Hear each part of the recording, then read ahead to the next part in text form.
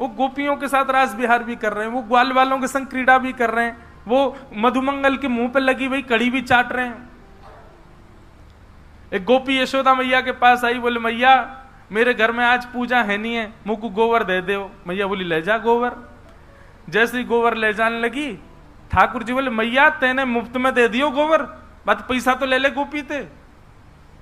मैया बोली लाला 9 लाख गैया हमारे यहाँ। कितनी गैया? 9 लाख।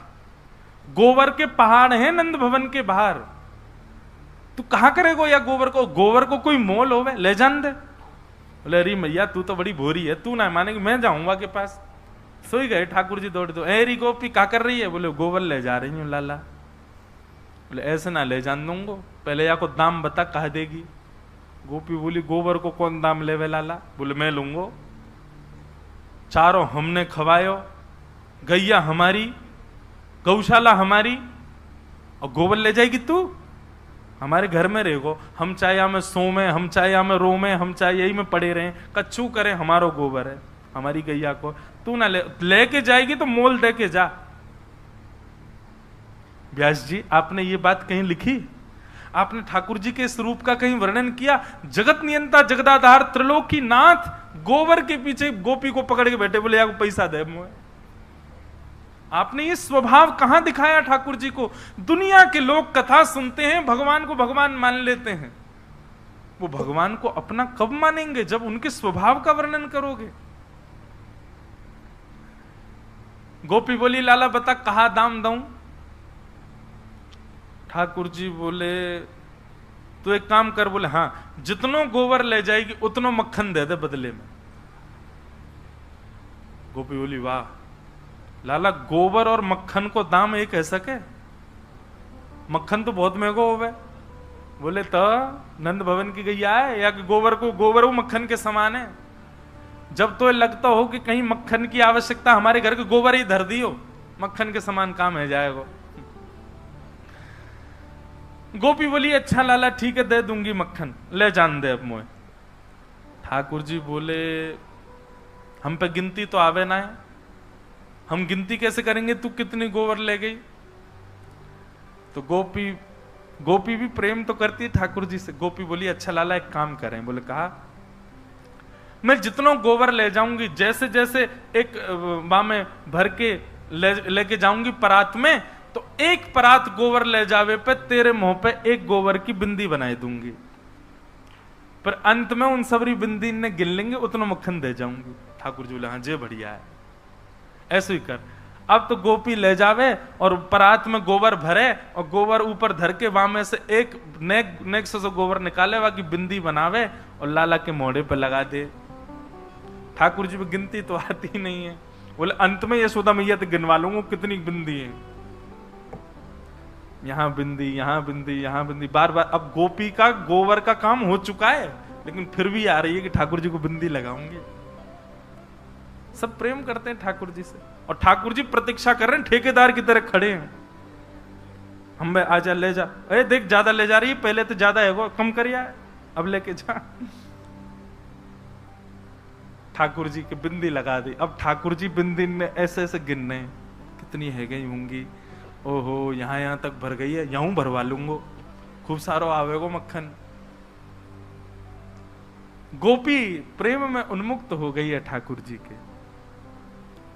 अब की बार गोपी आई, जैसे ही गोबर उठाया, ठाकुर जी मुंह करें हाँ बिंदी यहां लगा दे बिंदी। जैसे ही गोपी बिंदी लगाने लगी, सो गोपी ने कहा कि वह ने देखी ठाकुर जी कितने संभाल के अपनी बिंदी ने रख रहे हैं, कहीं एक को गिर नहीं जाए।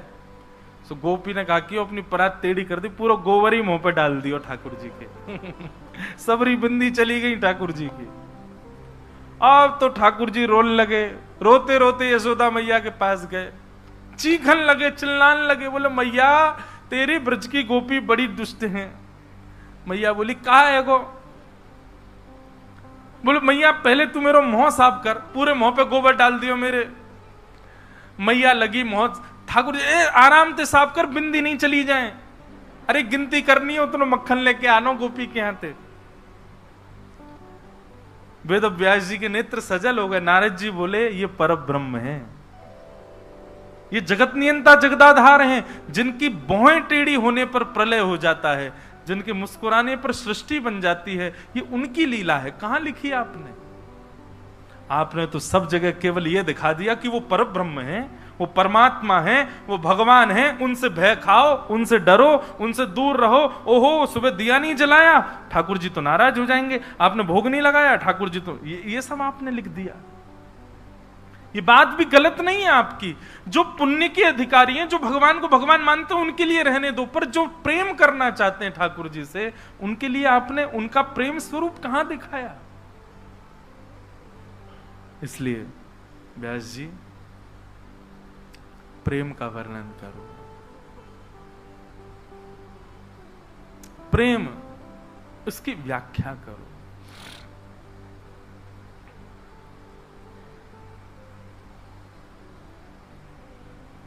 वेद व्यास जी महाराज नारद जी से कहने लगे, इस प्रेम की व्याख्या के लिए मुझे क्या करना पड़ेगा? तब नारद जी ने वर्णन किया, समाधिना नुस्मर तद विचेष्टितम।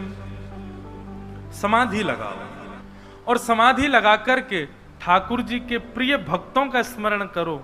उनके भक्तन के स्मरण से ठाकुर जी की प्रेम लक्षणा भक्ति अपने आप आपके चित्त में आ जाएगी और आप उसका वर्णन कर दोगे।